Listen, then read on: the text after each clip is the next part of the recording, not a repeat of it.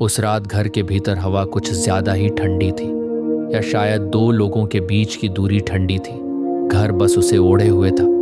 बरामदे के बाहर सड़क पर कुत्ते भौंक रहे थे। कहीं दूर कोई बाइक गुजर रही थी और दीवार घड़ी की टिक टिक ऐसे सुनाई दे रही थी जैसे कोई जगा हुआ दिल अपने ही भीतर दौड़ रहा हो। कमरे में पीली रोशनी थी, वह रोशनी जो दिन भर के थकान भरे चेहरे को और थका देती है। बिस्तर की चादर साफ थी, पर उसकी सिलवटों में कुछ ऐसा था जो साफ नहीं हो पाता। कई दिनों की अनकही बातें, कई रातों की अधूरी कोशिशें। वह अमित खिड़की के पास खड़ा था। बाहर आकाश पर बादल थे और नीचे गली में एक कूड़े वाली गाड़ी की घंटी बज रही थी। उसे लगा जैसे यह सब किसी और दुनिया की आवाजें हैं, उसकी नहीं। उसकी दुनिया तो इस कमरे के भीतर थी और यह कमरा अब उसकी दुनिया से बाहर हो चुका था।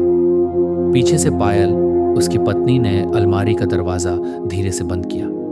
आवाज इतनी हल्की थी कि किसी और को सुनाई न देती, मगर अमित ने उसे ऐसे सुना जैसे किसी ने दरवाजा जोर से पटका हो। वह पलटा नहीं, बस उसकी सांस थोड़ी भारी हो गई। क्या बात है? पायल ने पूछा। उसका स्वर थका हुआ था और उसमें वही पुरानी सख्ती थी जो सख्ती कम, बचाव ज्यादा होती है। अमित ने बहुत देर बाद कहा, कुछ नहीं, बस मैं पूछना चाहता था, तुम ठीक हो? पायल हंसी नहीं, सिर्फ होंठों के पास एक छोटी सी सिकुड़न आई, जैसे कोई बात रोज रोज सुनकर उसके अर्थ से भी ऊब गया हो। ठीक हूं, उसने कहा, हर दिन की तरह। अमित ने अपनी उंगलियां खिड़की की ग्रिल पर कस ली। उसके मन में एक सवाल कई दिनों से उग रहा था, धीरे धीरे, बिना आवाज के, पर अपनी जड़ें गहरी करता हुआ। वह पूछना नहीं चाहता था, मगर वह प्रश्न भीतर ही भीतर उसे खा रहा था। पायल, उसने धीरे कहा, हम कब से ऐसे हो गए? पायल ने पल भर रुककर उसकी ओर देखा। उसकी आंखों में थकान के अलावा एक और चीज थी, जैसे किसी ने उसकी भावनाओं की अलमारी में ताला लगा दिया हो और चाबी कहीं खो गई हो। ऐसे कैसे? उसने पूछा। अमित के गले में कुछ फंस गया। शब्दों में पकड़ नहीं थी, भावनाओं में आग थी। ऐसे जैसे हम साथ रहते हुए भी साथ नहीं, जैसे घर बस घर है, रिश्ता बस निभाया जा रहा है। पायल ने एक लंबी सांस ली।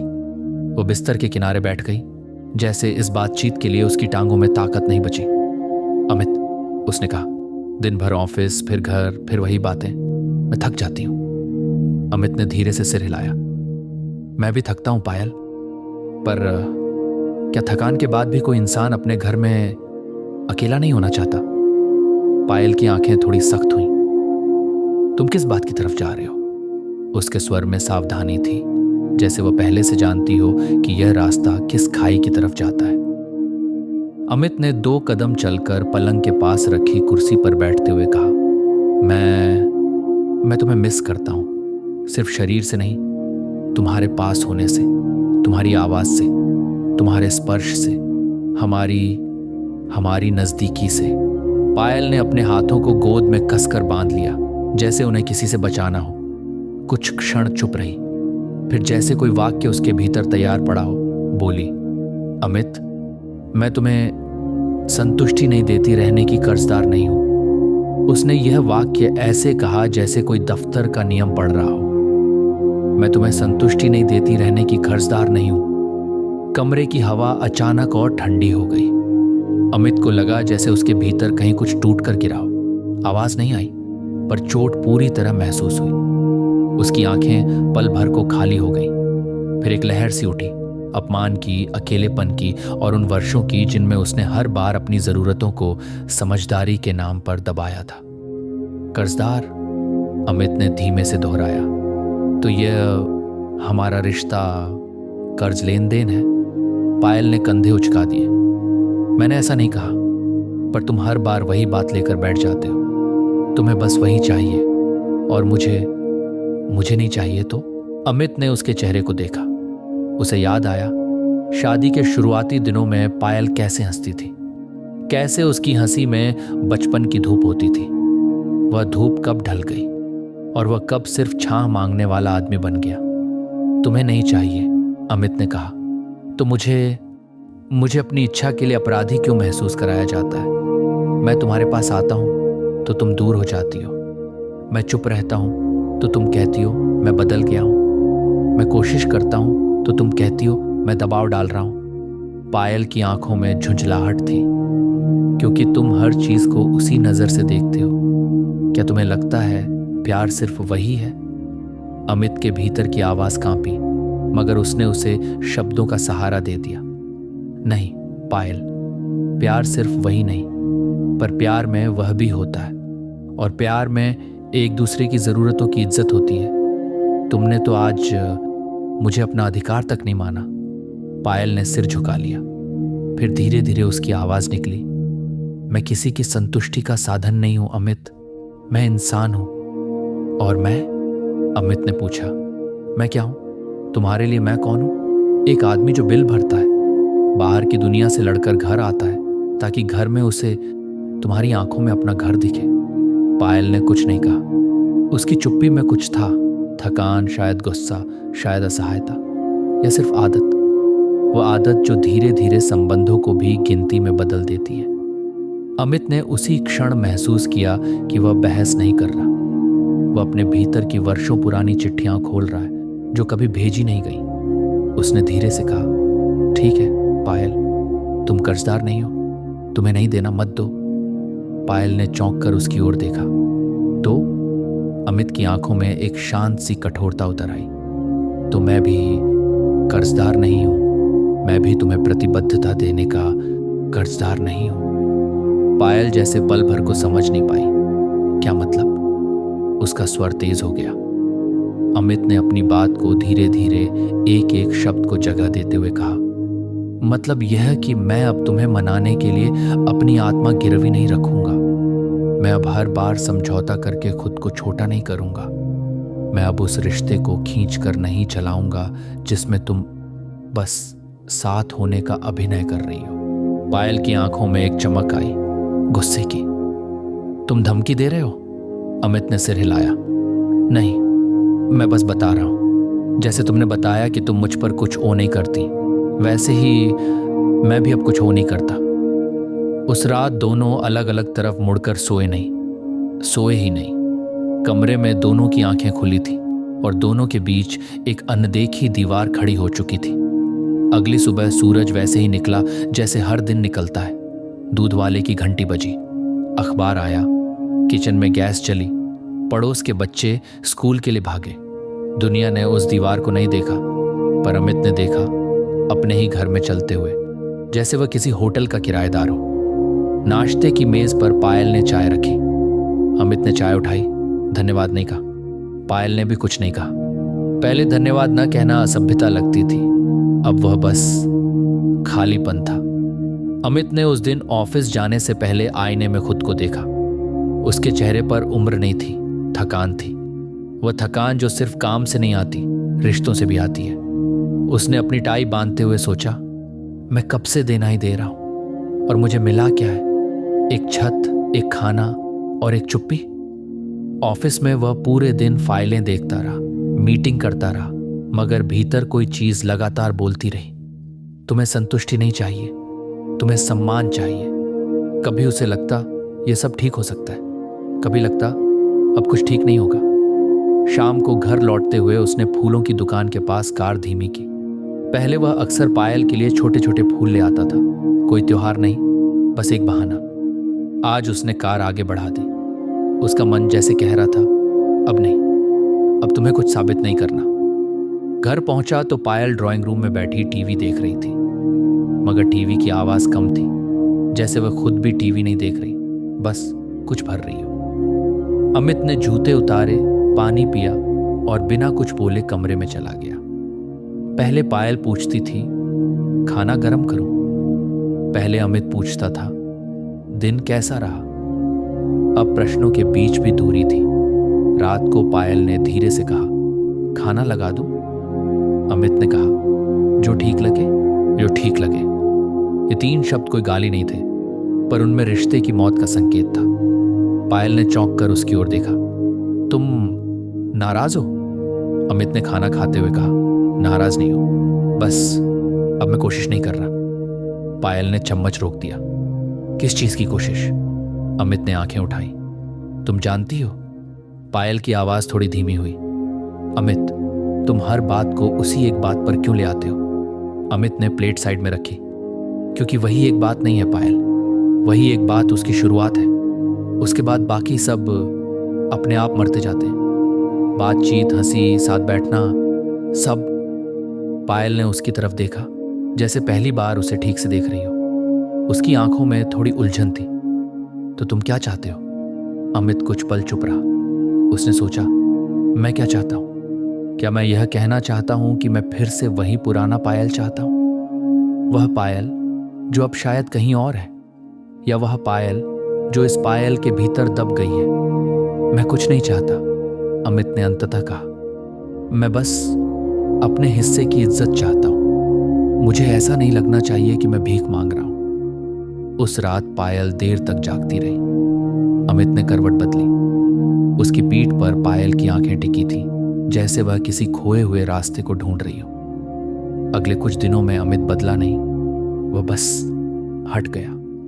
उसने बहस नहीं की, शिकायत नहीं की, सवाल नहीं की। ऑफिस से आता, खाना खाता, लैपटॉप खोलता, काम करता और सो जाता। सप्ताहांत पर वह कहीं बाहर नहीं ले गया। उसने फिल्म देखने का प्रस्ताव नहीं रखा। उसने चाय के कप पर हाथ रखकर उसका हाथ नहीं छुआ। पहले पायल कभी कभी कहती थी, तुम्हारे पास समय ही नहीं। अब समय था, पर वह समय दोनों के बीच नहीं था। पायल ने यह बदलाव महसूस किया। शुरू में उसने इसे गुस्से का एक दौर समझा।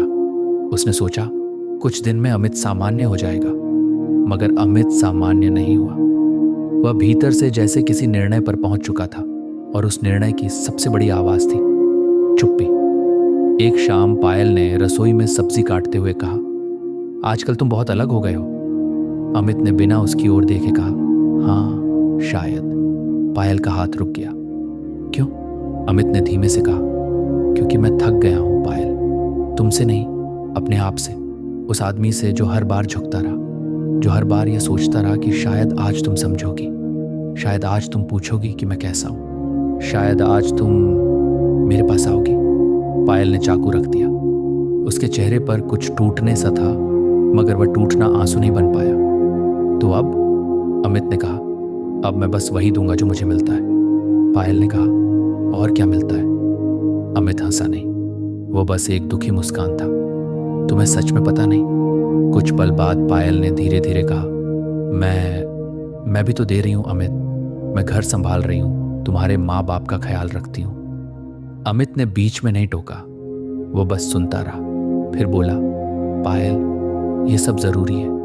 मैं इन चीजों का अपमान नहीं कर रहा, लेकिन क्या तुम समझती हो, सिर्फ काम करना ही रिश्ता है? क्या रिश्ते में भावनाएं नहीं होती? क्या सिर्फ जिम्मेदारियां होती हैं? पायल ने आंखें नीचे कर ली। भावनाएं कभी कभी मेरे अंदर जैसे खत्म हो गई हैं। ये वाक्य पायल ने इतनी ईमानदारी से कहा कि अमित के भीतर की कठोरता भी थोड़ी कांपी। खत्म? उसने पूछा, या तुमने उन्हें बचाने के लिए बंद कर दिया है? पायल ने कुछ नहीं कहा। उसकी चुप्पी में एक पुरानी कहानी थी, शायद ऐसी कहानी जिसमें उसका बचपन, उसकी माँ की थकान, उसकी अपनी नौकरी की दौड़, सब शामिल थे। लेकिन अमित उस कहानी में अपनी जगह ढूंढ रहा था, और उसे वह जगह नहीं मिल रही थी। उस रात पहली बार पायल ने अमित के कंधे पर हाथ रखा, हल्का सा, जैसे कोई डरते हुए दरवाजा खटखटा रहा हो। अमित का शरीर एक क्षण को सिहर गया। वह स्पर्श उसे प्यारा लग सकता था, मगर उसे देर से आया हुआ पत्र भी लग रहा था, जिसकी स्याही अब उसकी उम्मीदों पर नहीं लग सकती थी। अमित, पायल ने धीमे से कहा, क्या हम बात कर सकते हैं? अमित ने उसकी ओर देखा। आंखों में जवाब नहीं था, बस थकान थी। हम बात तो कर ही रहे हैं, उसने कहा। नहीं, पायल ने कहा, सच वाली बात, जैसे पहले जब हम नए थे। अमित ने लंबी सांस ली। पायल, हम नए नहीं हैं, और शायद यही समस्या है। पायल की आंखें भर आईं। तुम क्या चाहते हो? अमित ने धीरे से कहा, मैं चाहता हूं कि तुम मुझे अपना मानो, सिर्फ पति नहीं, इंसान। पायल ने आंसू पोंछे। और मैं चाहती हूं कि तुम मुझे दबाव में ना रखो। अमित ने सिर हिलाया। मैं दबाव में नहीं रखूंगा, इसलिए तो मैं हट गया।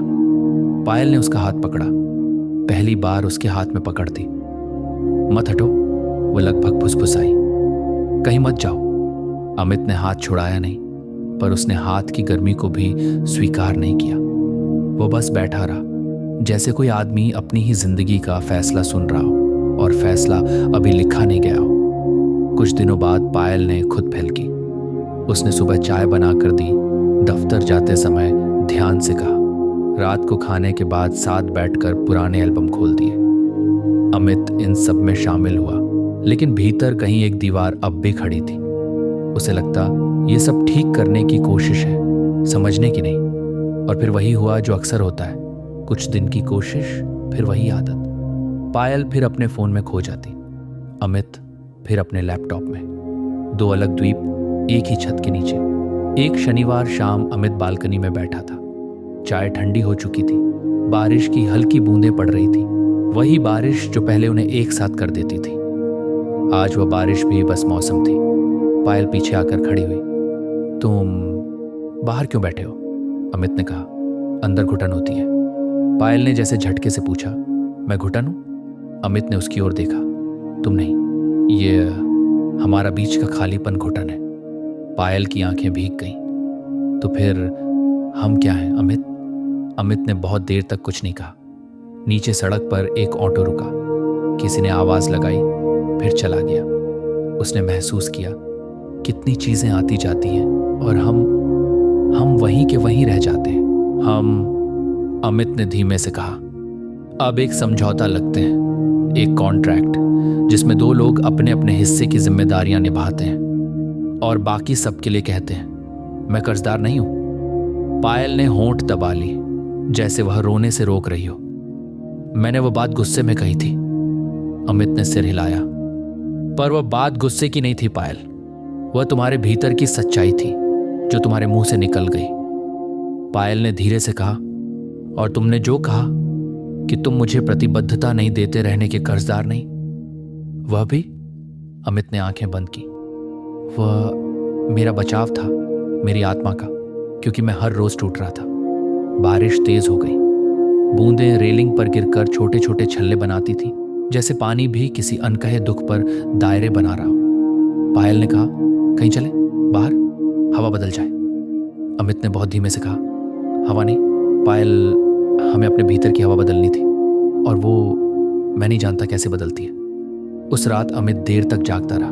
उसने पहली बार मन में एक शब्द को जगह दी, अलग। ये शब्द डरावना था, मगर उसके साथ एक राहत भी थी, जैसे कोई आदमी लंबे समय से भारी सामान उठाते उठाते अब उसे नीचे रखने की सोच रहा हो। अगले सप्ताह ऑफिस में एक सहकर्मी ने मजाक में पूछा, क्या बात है यार, आजकल बहुत शांत रहते हो। अमित मुस्कुराया, शांत नहीं, बस थक गया हूं। घर लौटते हुए उसने रास्ते में अपनी मां को फोन किया।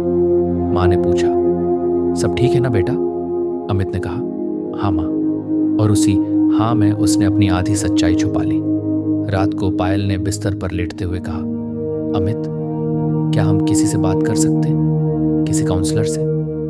अमित ने उसकी ओर देखा। पायल की आवाज में पहली बार वह विनम्रता थी जो गुस्से के नीचे दब गई थी। अमित के भीतर कुछ नरम हुआ, पर तुरंत ही याद आया, वर्षों की कोशिशें, वर्षों की चुप्पियां, वर्षों का इंतजार। कर सकते हैं, उसने कहा, पर पायल, मैं अब उम्मीद के भरोसे नहीं जी सकता। मुझे सच चाहिए, चाहे वह सच अलग होने का ही क्यों ना हो। पायल ने आंखें मली। तुम अलग होना चाहते हो? अमित ने धीरे धीरे कहा, मैं खुद को खोना नहीं चाहता, और यहां मैं खुद को खो रहा हूं। पायल ने करवट ली। उसकी पीठ अमित की तरफ हो गई। कुछ देर बाद अमित ने उसके रोने की हल्की आवाज सुनी। वह आवाज बहुत धीमी थी, जैसे वह अपने आंसू भी किसी को सौंपना नहीं चाहती हो। अमित ने हाथ बढ़ाया, फिर रोक लिया। उसने सोचा, स्पर्श देने से क्या होगा अगर भीतर का रिश्ता ही स्पर्श से डरने लगा है। उस रात के बाद दोनों ने काउंसलिंग की बात तय कर ली। तारीख भी रख ली गई, पर तारीख तय होने से मन के दिन तय नहीं होते। अमित के भीतर जो टूट चुका था वह फिर से जुड़ पाएगा या नहीं, ये सवाल उसे हर सुबह उठते ही चुभता। और फिर एक दिन ऑफिस से लौटकर उसने देखा, पायल ने डाइनिंग टेबल पर 2 प्लेटें नहीं लगाई। एक ही प्लेट थी और वह अपनी तरफ बैठी थी। शायद वह थकी थी, शायद उदास थी, या शायद उसे लगा कि अमित वैसे भी साथ नहीं बैठेगा। अमित चुपचाप अपने कमरे में गया। उसने कपड़े बदले और फिर अलमारी के नीचे रखे अपने पुराने बैग को बाहर निकाला। वही बैग जिसमें वह शादी के बाद पहली बार ट्रिप पर गया था, जब दोनों साथ हंसते हुए पहाड़ों की तरफ निकले थे। पायल ने दरवाजे पर आकर देखा। बैग क्यों निकाल रहे हो? अमित ने धीमे से कहा। कुछ दिनों के लिए अलग रहना चाहता हूं। पायल की आंखें फैल गईं। अलग कहाँ? विनय के यहाँ, अमित ने कहा। उसका दोस्त जो पास ही रहता था। बस कुछ दिन, मुझे सोचना है, सांस लेना है। पायल की आवाज कांपी। तुम मुझे छोड़ रहे हो? अमित ने सिर हिलाया। मैं तुम्हें नहीं छोड़ रहा पायल, मैं खुद को बचाने जा रहा हूं। पायल ने आगे बढ़कर उसका हाथ पकड़ा। मैं बदल जाऊंगी अमित, मैं कोशिश करूंगी, प्लीज। अमित ने उसकी आंखों में देखा। उस नजर में डर था और कहीं ना कहीं प्यार भी। लेकिन अमित ने पहली बार अपने भीतर उस प्यार के साथ एक और चीज देखी, अविश्वास। वह अविश्वास जो अचानक नहीं जन्मता, वह धीरे धीरे बनता है। हर बार के बाद में, हर बार के अभी नहीं, हर बार की ठंडी चुप्पियों से। अमित ने बहुत धीरे से कहा, पायल, मैं तुम्हारी कोशिशों से भाग नहीं रहा। मैं बस अब उन कोशिशों को देखने की ताकत नहीं रखता जिनका अंत फिर से वही होगा। पायल ने जैसे एक सांस में कहा, नहीं होगा। अमित ने बैग में कपड़े रखते हुए कहा, मुझे नहीं पता पायल, और यही नहीं पता मुझे डराता है। वो बैग झिप कर रहा था और पायल उसके पीछे खड़ी थी। उसके आंसू गिर रहे थे, पर अमित का मन किसी पत्थर की तरह भारी था। वह जानता था यह निर्णय किसी गुस्से का नहीं, किसी टूटे हुए भरोसे का है। और भरोसा टूटकर लौट आए तो भी पहले जैसा नहीं होता।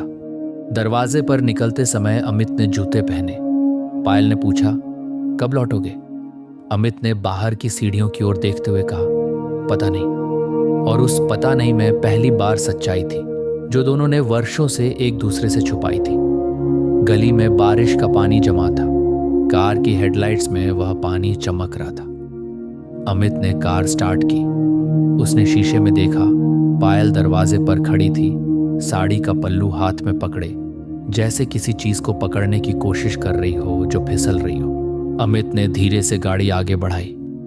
उसने महसूस किया, जब आदमी अपने घर से बाहर निकलता है तो सिर्फ दरवाजा पीछे नहीं छूटता, भीतर की बहुत सी आवाजें भी पीछे छूट जाती हैं। मगर कुछ आवाजें साथ चलती हैं, जैसे आज उस वाक्य की आवाज चल रही थी, मैं तुम्हें संतुष्टि नहीं देती रहने की कर्जदार नहीं हूं। और उसके जवाब की आवाज भी, मैं भी तुम्हें प्रतिबद्धता देने का कर्जदार नहीं हूं। रात का अंधेरा सड़क पर फैलता जा रहा था और अमित के भीतर पहली बार एक अनिश्चित मगर ईमानदार भविष्य का रास्ता खुल रहा था। विनय के घर की बालकनी छोटी थी, मगर वहां हवा थी। वह हवा जो किसी सवाल का जवाब नहीं देती, बस सांस लेने की जगह दे देती है। अमित उस बालकनी में खड़ा था, हाथ में चाय का कप लिए। चाय ठंडी हो चुकी थी, मगर उसने उसे वापस रसोई में रखने की जहमत नहीं उठाई।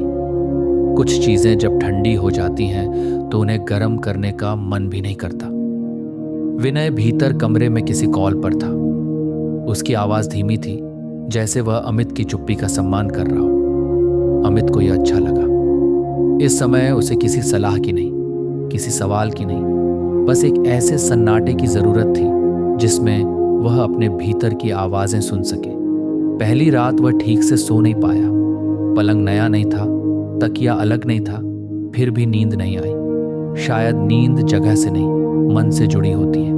हर करवट पर पायल का चेहरा सामने आ जाता, कभी गुस्से में, कभी आंसुओं में, कभी उस पुराने समय की मुस्कान में जो अब स्मृति से ज्यादा कुछ नहीं थी। सुबह उठकर उसने अपने फोन पर नजर डाली। पायल का कोई संदेश नहीं था, न मिस्ड कॉल, न व्हाट्सएप पर। कहाँ हो? एक पल को उसे बुरा लगा, फिर अगले ही पल एक अजीब सी राहत हुई।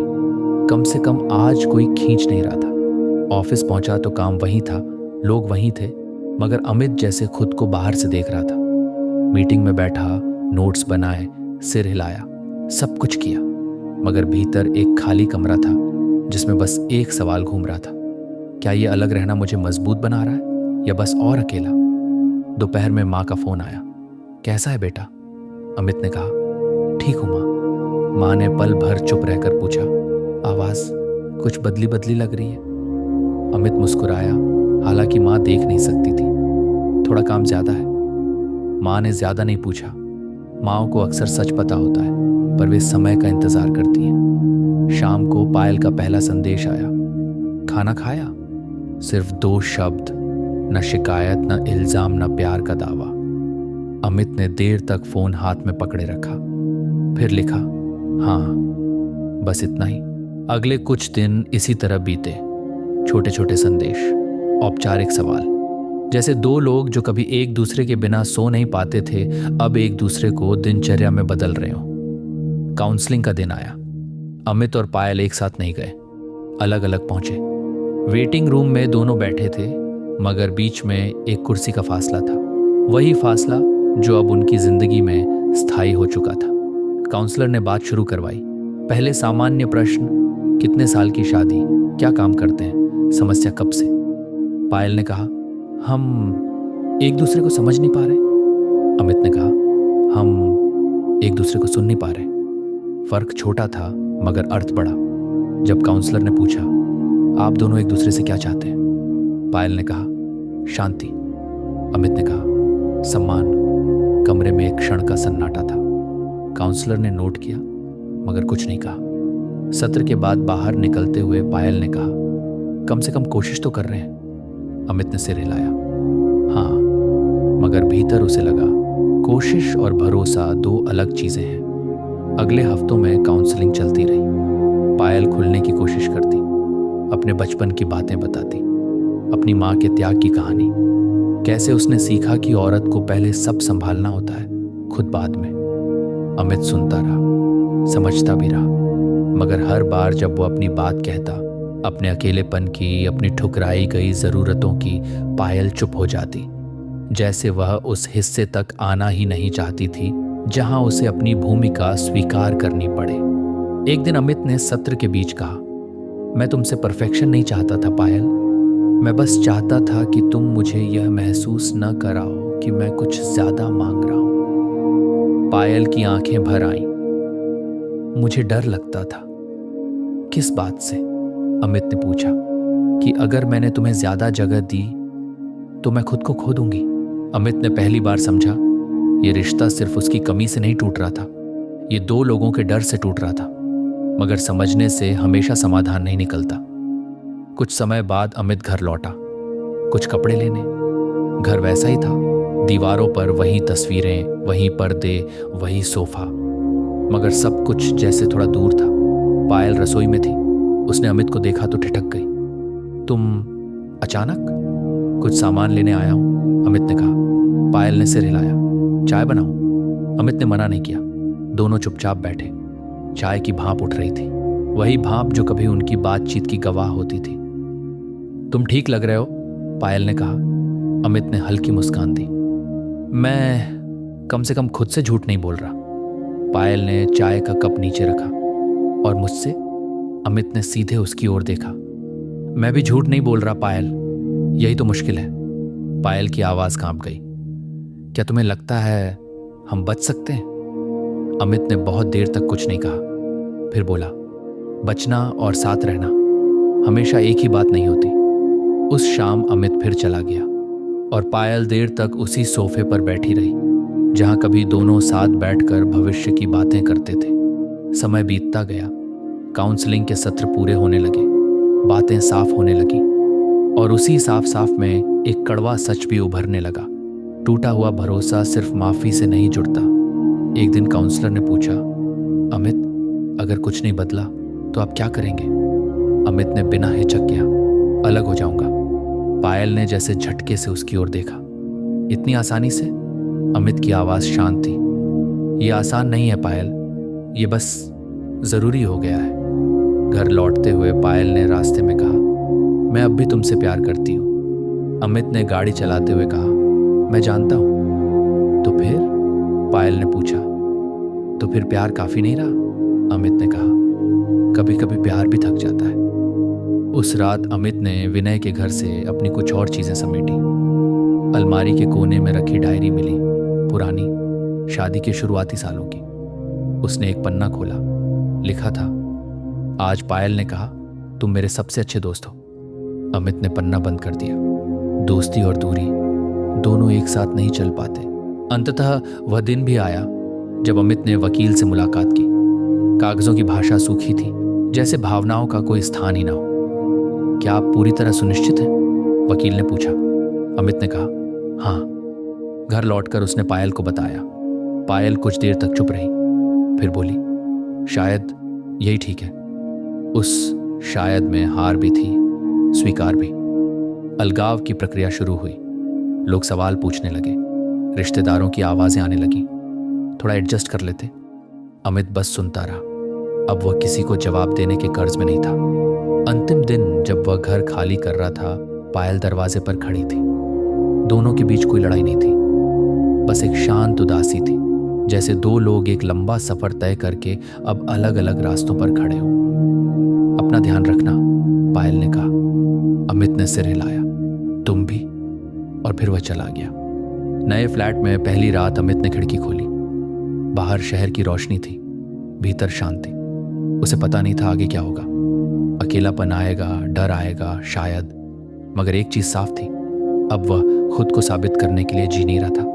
उसने खुद से कहा, मैं अब किसी को वह नहीं दूंगा जो मुझे वापस नहीं मिलता। यह बदला नहीं था, यह आत्मसम्मान था। और उस आत्मसम्मान के साथ अमित ने एक अनिश्चित मगर ईमानदार भविष्य को स्वीकार कर लिया, जहां वह किसी का कर्ज नहीं चुकाता था और न ही अपनी आत्मा गिरवी रखता था।